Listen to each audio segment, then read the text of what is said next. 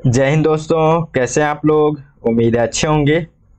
बहुत आप लोग सभी के लिए खुशखबरी है। बहुत एक अच्छा महसूस हो रहा है बताते हुए कि अब हम लोग कल से जो है हिस्ट्री की क्लास भी चालू कर देंगे। कल से हमारा हिस्ट्री जो है हम लोग को एक उसका जो स्टोरी है यानी कि आधुनिक भारत जो है उसका हम लोग शुरुआत कर देंगे। ठीक है, 2 वीडियो ऑलरेडी मैं डाल चुका हूं जो कि हम लोगों ने पहले प्रीवियस ईयर का क्वेश्चन देखा, सिलेबस देखा। ठीक है, आज हम लोग देखेंगे मेंस।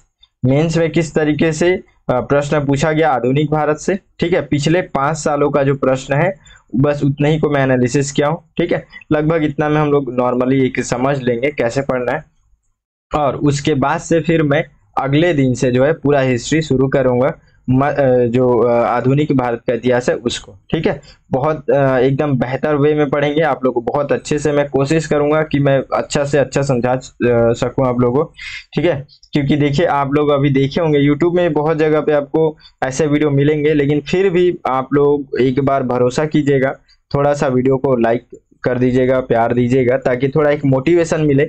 मैं कुछ अलग तरीके से आप सभी को पढ़ाने वाला हूँ। देखिए हम लोग हम सबको पता है कि हमारे लिए यूपीएससी के लिए आप एनसीईआरटी जो है हमारे लिए मोस्ट इम्पॉर्टेंट है। ठीक है, एनसीईआरटी हमारे लिए बहुत ज़्यादा आप देखे होंगे कि इम्पोर्टेंट होता है किसी भी सब्जेक्ट को लेकर के। ठीक है, तो हम लोग क्या करेंगे, एनसीईआरटी ये मेरा अपना प्लान है, मैं अपने हिसाब से पढ़ाता हूँ। ठीक है, तो मेरा अपना प्लान है, आप लोग थोड़ा सा सपोर्ट करेंगे, थोड़ा प्यार दिखाएंगे, तो थोड़ा हिम्मत बढ़ाएंगे, क्योंकि ये रियल में डिफिकल्ट है आप लोगों।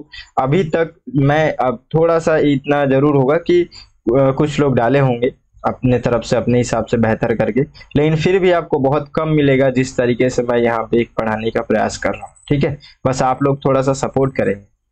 हम लोग कैसे पढ़ेंगे, मेरा क्या प्लानिंग है कि हम लोग एनसीईआरटी हमारा ये बेस पॉइंट है, तो हम लोग ये रहेगा, प्लस इसके साथ ही साथ एनसीईआरटी के साथ में हम लोग एनसीईआरटी में जब किसी टॉपिक को पढ़ेंगे उससे संबंधित कुछ और बातें जो है जो कि एनसीईआरटी में नहीं है उसी समय उसको इंक्लूड करके आगे पढ़ते हुए चलेंगे।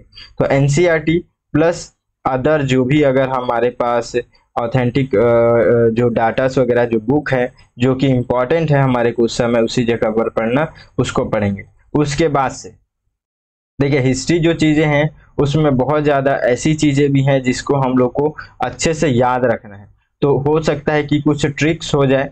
ठीक है, इसमें ट्रिक्स हो जाए, ट्रिक्स पे मैं ज्यादा विश्वास नहीं करता हूँ, लेकिन ट्रिक्स एक इम्पॉर्टेंट रोल कैसे निभाता है उसका भी एक लॉजिकल तरीका है। मतलब आप लोगों को शायद बहुत लोग ऐसे जानते होंगे, बहुत लोग नहीं जानते होंगे। तो ट्रिक्स का एक दूसरा मतलब भी होता है। आप कभी अगर ट्रिक्स लेकर के ट्रिक्स लगा करके पढ़े होंगे तो किसी चीज को पढ़ते हैं तो ट्रिक्स भूल जाते हैं, फिर ट्रिक्स याद नहीं रहता है। ठीक है, लेकिन हम लोग ऐसे पढ़ेंगे कि आप ट्रिक्स भूल जाएंगे, लेकिन ट्रिक्स के कारण से आपको इसका जो बेसिक चीज है, जो चीज आप याद करना चाह रहे थे वो याद हो जाएगा। ठीक है, और आपको आपको मैं ये भी बता दूं कि देखिए हम लोगों को ये चीज रटने का भी विषय है। तो किसको समझना है और किसको रटना है, याद रखिए, रटना शब्द यूज कर रहा हूं बिल्कुल। बहुत सारी ऐसी चीजें हैं जिनको हम लोग को रटना पड़ेगा। ठीक है, हम लोग को उसको अच्छे से याद रखना पड़ेगा। और याद रखने का मतलब हम लोग को बार बार उसको एकदम बार बार जबान पे ले आना, रट करके बार बार उसको बोल करके। तो मैं ये सारी चीजें आप लोगों के साथ, हर चीजें जो है किसको रटना है, किसको समझना है, किसको एक सीक्वेंस में लेकर के चलना है, सभी चीजों को मैं बहुत बेहतर तरीके से, स्मार्ट तरीके से मैं आप लोगों को पढ़ाने वाला हूँ। ठीक है, बस आप लोग थोड़ा सा प्यार दिखाइए, थोड़ा सा हिम्मत दिखाइए, बस इतना ही चीज चाहिए आप लोग से, बहुत ज्यादा चीज कुछ नहीं चाहिए। थोड़ा सा देखिए क्या होता है ना कि ज्यादातर लोग सपोर्ट करते हैं ना तो एक हिम्मत मिलता है पढ़ाने का, लगता है कि हाँ मैं मेहनत कर रहा हूँ। तो एक बहुत सारे लोग ऐसे हैं जिनके लिए मैं मेहनत कर रहा हूँ। ठीक है, तो इसलिए आप लोग थोड़ा सा कोशिश करेंगे, इस बात का ध्यान रखेंगे। और चलिए हम लोग यहाँ पे आज देखते हैं, इस वीडियो में हम लोग जितने भी मेंस में जो प्रश्न पूछे गए उसको देखते हैं। ठीक है, तो देखिए अभी यहाँ पे 2018 से हम लोग देख रहे हैं। तो 2018 में एक प्रश्न पूछा गया था ये कि वर्तमान समय में महात्मा गांधी के विचारों की महत्व पर प्रकाश डालिए। ठीक है, ये 150 शब्दों का था और 10 यहाँ पे 10 नंबर का प्रश्न था।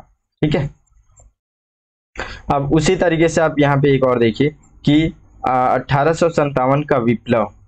ठीक है, विप्लव ब्रिटिश शासन के पूर्ववर्ती 100 वर्षों में बार बार घटित छोटे एवं बड़े स्थानीय विद्रोहों का चरमोत्कर्ष था, सुस्पष्ट कीजिए। ठीक है, 150 शब्दों में 10 नंबर का प्रश्न है, ये 2019 में पूछा गया। ठीक है, तो ये 2018 में आपको एक प्रश्न दिख रहा है, हर एक में लगभग एक, लास्ट में दो, ज्यादातर दो। ठीक है, इससे ज्यादा प्रश्न नहीं बनता है, लेकिन हम लोगों के लिए ये इम्पोर्टेंट है, क्योंकि देखिए हम लोगों को केवल एक मैं क्या क्या हूँ, केवल मॉडर्न हिस्ट्री का लेकर के, अभी हम लोग पूरा हिस्ट्री देखेंगे, मेडिवल एंशिएंट देखेंगे, तो ऐसे करके कम से कम 2 3 4 प्रश्न लगभग बनते हैं, और हर एक से एक प्रश्न अनिवार्य रहता है, हम लोग छोड़ नहीं सकते किसी चीजों को। देखिए बहुत ज्यादा डिफिकल्ट नहीं है, हम लोग महात्मा गांधी के बारे में पढ़ते हैं, हमारे लिए बहुत ज्यादा इंपॉर्टेंट है प्रीलिम्स और मेंस की दृष्टि से। तो उनके व्यक्तित्व से आपको सिलेबस में मैं पहले बताऊं कि जितने भी व्यक्तित्व वाले मतलब एक तरीके से व्यक्तित्व के बारे में प्रश्न पूछेगा, जितने भी व्यक्ति हैं उनका एक व्यक्तित्व है। अपने आधुनिक भारत में आप देखते हैं जितने भी स्वतंत्रता आंदोलन सेनानी हमारे को स्वतंत्र कराने में, देश को स्वतंत्र कराने में जो भूमिका निभाए हैं वो लोग, उन सभी के व्यक्तित्व से प्रश्न पूछा जाए, एकदम स्पष्ट रूप से आपको सिलेबस में बताया गया है। ठीक है, अब जितने भी इस तरीके से आंदोलन वगैरह हुए स्वतंत्रता के लिए, उन सभी से प्रश्न पूछा जाएगा, आपको सिलेबस में बताया गया है। तो बस नॉर्मल यही है, 1857 के आपको जितने भी घटनाएं हैं, केवल इतना ही बोला जा रहा है कि जितना भी इससे पहले छोटे मोटे जो भी विद्रोह हो रहे थे, वही क्या करता है आगे चल करके बड़ा रूप लेता है, और फिर 1857 का आपको क्रांति देखने को मिलता है। ठीक है, तो नॉर्मली हम लोग जो पढ़ते हैं उसका एक निचोड़ के रूप में प्रश्न बनता है, बहुत ज्यादा टेंशन लेने की जरूरत नहीं है। हम लोग लगातार जिस तरीके से अभी पढ़ेंगे आगे, आप लोग मेंस के लिए बहुत बेहतर तैयार हो जाएंगे, और प्रीलिम्स का भी जो एक बेस है बहुत अच्छा बन जाएगा, बहुत अच्छे से तैयारी कर लेंगे आप। ठीक है, तो ज्यादा कुछ इसमें टेंशन लेने की जरूरत नहीं है। चलिए अगला प्रश्न देखते हैं। 2020 में देखिए कैसा पूछा गया था, यंग बंगाल एवं ब्राह्मण समाज के विशेष संदर्भ में सामाजिक धार्मिक सुधार आंदोलनों के उत्थान तथा विकास को रेखांकित कीजिए। ठीक है, 150 शब्दों में पूछा गया, 10 नंबर के प्रश्न थे ये, और ये 2020 का प्रश्न था। ठीक है, एक और प्रश्न यहीं से, भारतीय, हालांकि देखिए ये जो भारतीय रियासतों के एकीकरण की बातें की जा रही है, ठीक है, तो ये भी हम लोग का स्वतंत्र मतलब जो हम लोग का आधुनिक भारत जो है उसी के अंतर्गत ये भी है, क्योंकि आप देखेंगे स्वतंत्रता के बाद का भी वहां पे लिखा हुआ है, स्वतंत्रता के बाद के देश का एकीकरण। ठीक है, तो सिलेबस से बाहर नहीं है ऐसा नहीं सोचेंगे आप, बिल्कुल सिलेबस के अंदर है, ये सब बताए गए हैं आपको, मैं पहले ही सिलेबस अच्छे से बताया हूं आप लोग को। ठीक है, तो भारतीय रियासतों के एकीकरण की प्रक्रिया में मुख्य प्रशासनिक मुद्दे एवं सामाजिक सांस्कृतिक समस्याओं का आकलन कीजिए। 150 शब्दों में 10 नंबर का प्रश्न था।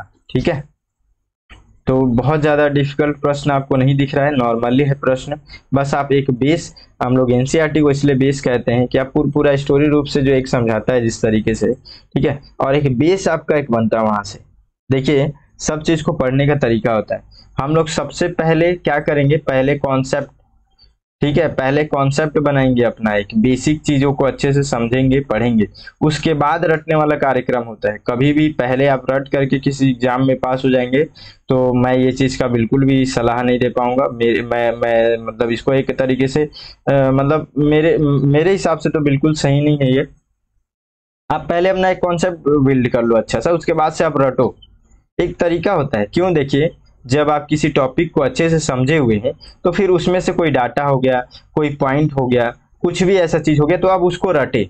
तो जब उसको रटे हैं ना, तो जैसे ही आप इसको याद करते हैं इस चीज को, तो आपके बैकग्राउंड में भी आपको पता रहता है कि अच्छा इसके बैकग्राउंड में ये चीजें हुई थी। ठीक है, तो इसलिए फिर उसको आप रटते हैं, तो जब भी आप इसका बार बार उच्चारण करेंगे तो आपको बैक साइड दिखेगा कि हाँ इस स्टोरी के पहले जो ये स्टोरी जिसके बारे में मैं शॉर्ट कुछ यहाँ पे डाटा है उसको मैं रट रहा हूँ, तो पीछे आपको बार बार चित्र दिखेगा आपका जो बेसिक इससे जुड़ा हुआ चीज है। तो वो रटना परफेक्ट होता है, बिना कुछ जाने बस रट लिए ऐसा नहीं कर सकते आप।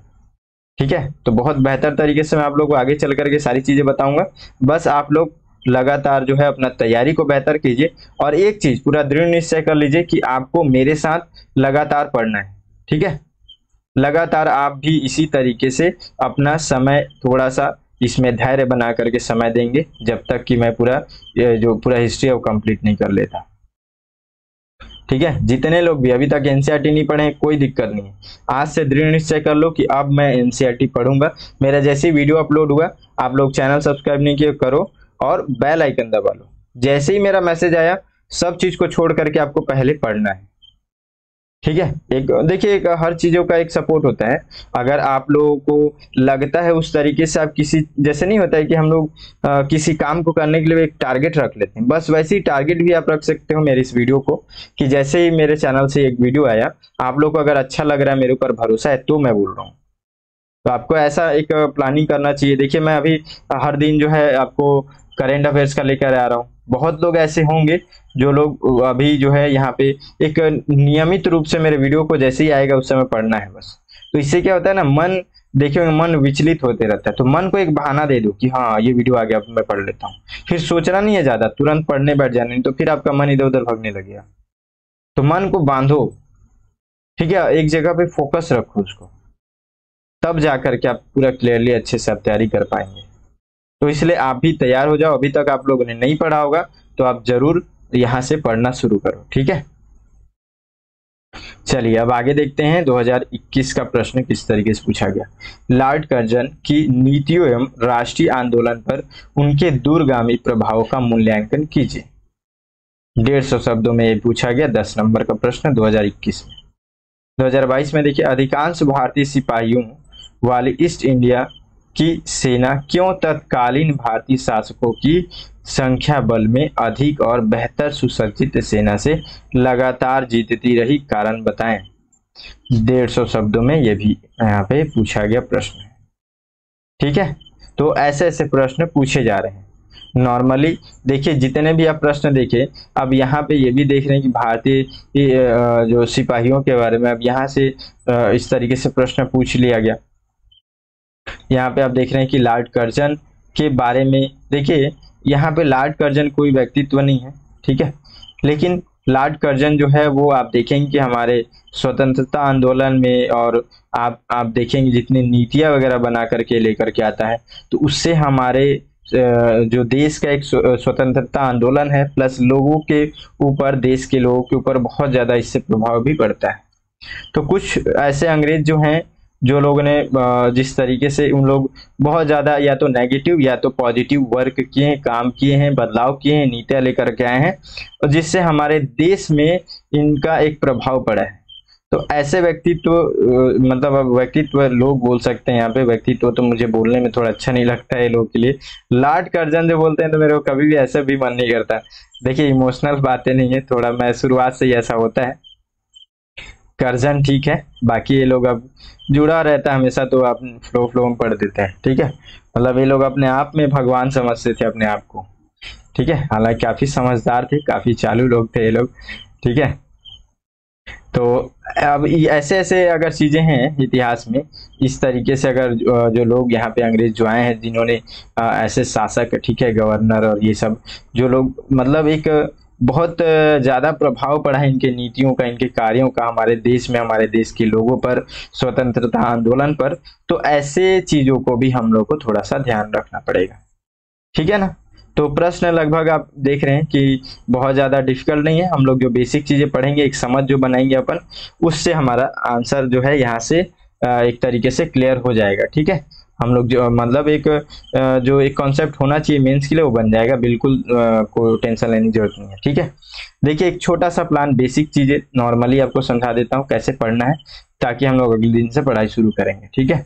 देखिए यूरोपीय भारतीयों का यहाँ पे आगमन, ठीक है, सॉरी यूरोपीय कंपनियों का भारत आगमन, ठीक है। उसके बाद से 18वीं सदी के मध्य का भारत, बंगाल में ब्रिटिश सत्ता की स्थापना, ब्रिटिश समाजवाद स्वरूप, ठीक है, सामाजिक धार्मिक सुधार आंदोलन 1857 की क्रांति पूर्ववर्ती विद्रोह और यहाँ पे कांग्रेस की स्थापना, ठीक है, और उसके साथ ही साथ फिर यहाँ पे भारतीय राष्ट्रवादी आंदोलन, ठीक है। इस तरीके से सीक्वेंस वाइज आगे पढ़ते चलेंगे।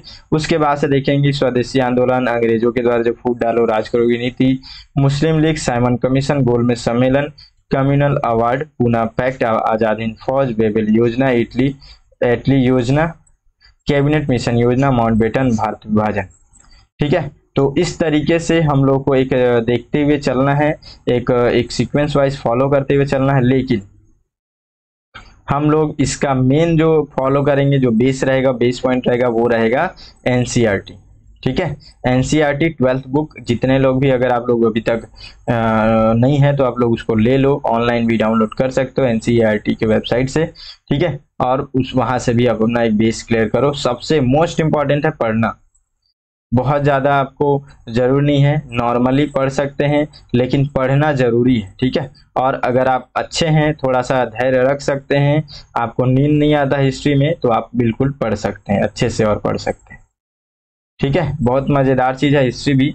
मैं खुद भी एक समय बोर लगता था, लेकिन आप जब थोड़ा सा उसको दिल पे ले करके पढ़ेंगे ना, तो आपको लगेगा कि हाँ अब अच्छा लग रहा है। ऐसा लगता है ना जब हिस्ट्री थोड़ा सा डूब करके पढ़ोगे ना, और खास करके मॉडर्न हिस्ट्री में, इसमें क्या होता है कि जैसे ही हम लोग पढ़ना, एक मज़ेदार बता रहा हूँ, इंटरेस्टिंग बात बता रहा हूँ, मैं फील किया हूँ। आप थोड़ा सा डीप जब होगे ना पढ़ने के लिए, ठीक है, और जब जितने भी विदेशी आक्रमण होंगे, विदेशी लोग हमारे भारत में धीरे धीरे करके जो है कब्जा करते हुए चले जाएंगे, तब आपको पता है आपके अंदर कैसा फीलिंग बनेगा। आप बाहर निकल नहीं पाओगे इससे, घूम फिर रहे हो, चल रहे हो, तो भी आपको ऐसा लगे कि मैं अभी जो है अंग्रेजों के कब्जे में हूँ, ऐसा फील होने लगे आपको। ठीक है, फिर जैसे जैसे आंदोलन होगा, स्वतंत्रता आंदोलन होगा, ये सब इतने योजनाएं वगैरह आएंगी, है ना, पूरा बहुत सारे ऐसे आंदोलन वगैरह होंगे। और जब 1947 के समय जब आप आजाद होगे ना, तो आपका पूरा माइंड और मतलब जितना भी आपके अंदर जो प्रभाव एक बना इस हिस्ट्री से जुड़ाव कारण से, आपको बहुत गजब का एक हल्का फील करेगा, आपको लगेगा कि सच मैं भी आजाद हो गया। ठीक है, तो ऐसा फीलिंग आता है। तो हम लोग कुछ उस तरीके से कोशिश करेंगे, थोड़ा इंटरेस्टिंग वे में पढ़ें। ठीक है, तो हम लोग पूरा एनसीईआरटी पे बेस जो है सारी चीज़ों को देखने वाले हैं। देखिए, इसमें भी उपनिवेश और देहात, ठीक है, इस तरीके की इसमें बातें हैं। फिर यहाँ पे विद्रोही और राज, ठीक है, और फिर उसके बाद से औपनिवेशिक शहर, ठीक है, महात्मा गांधी और राष्ट्रीय आंदोलन, ठीक है, विभाजन को समझना, और फिर यहाँ पे संविधान का निर्माण। तो इस तरीके से इसमें बातें की गई हैं। ठीक है, हम लोग भी इसी तरीके से एनसीईआरटी में जो जो चीज़ें स्पष्ट रूप से एकदम हम लोग को सीक्वेंस वाइज अच्छे से पढ़ने को समझ में आ रहा है, सारी चीज़ों को हम लोग उस तरीके से पढ़ेंगे। और इसके साथ ही साथ मैं बोला हूँ कि अदर जो कॉन्सेप्ट है किसी भी सब्जेक्ट में, तो वहां मैं ऐड करके आप लोग को और अच्छे से उसको बेहतर तरीके से वहीं पे क्लियर करने का प्रयास करूंगा। बहुत इंटरेस्टिंग क्लास होने वाला है। ठीक है, लेकिन आप लोग का पहले सपोर्ट चाहिए। आप लोग सब कोई दिल से लाइक करो, अच्छे से कमेंट करो, कुछ अच्छा कमेंट करो कि हम लोग रियल में बेहतर तरीके से उसको शुरुआत करें। ठीक है, और फिर आप लोग अगर चैनल को सब्सक्राइब नहीं किए तो सब्सक्राइब करो। ठीक है, और बेल आइकन दबाओ। ठीक है, जैसे ही मैसेज आए आपको, तुरंत आपको उस समय हिस्ट्री का चैप्टर लेकर के बैठना है। ठीक है, और वहां पे आपको एक चैप्टर अच्छे से, जब तक जो मेरा वीडियो चलता है, धैर्य रख करके आप लोगों को पढ़ना है, समझना है और तैयारी करना है। एक बाउंडिंग बनाओ। ठीक है, बहुत जरूरी है ऐसा पढ़ने के लिए। ठीक है, तो आप लोग बिल्कुल रेडी हैं? आप लोग कमेंट करके बताइए कि आप सब रेडी हैं। तो बस इसी को कमेंट कर दो कि हाँ मैं रेडी हूँ। ठीक है, चलिए ठीक है, फिर अब मिलते हैं अगले वीडियो में। ठीक है, आप सभी अच्छे से रहें, स्वस्थ रहें। ठीक है, जय हिंद।